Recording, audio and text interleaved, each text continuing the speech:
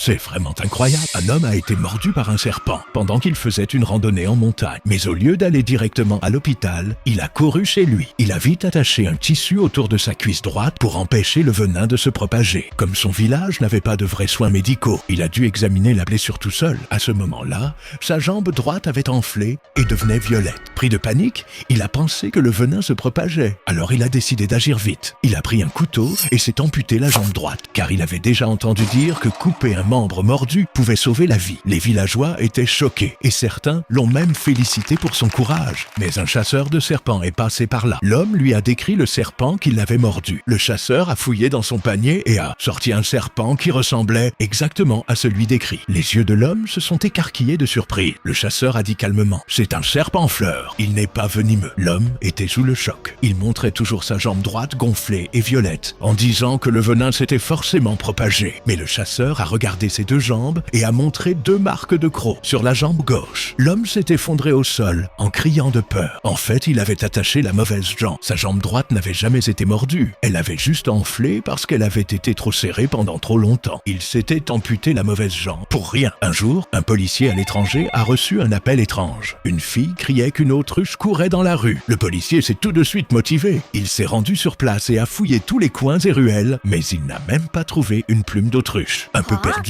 il est resté au milieu de la route pour réfléchir. C'est alors qu'il a remarqué qu'une foule s'était rassemblée non loin de là. Il s'est approché pour voir, et ce qu'il a vu l'a complètement choqué. Aime et abonne-toi!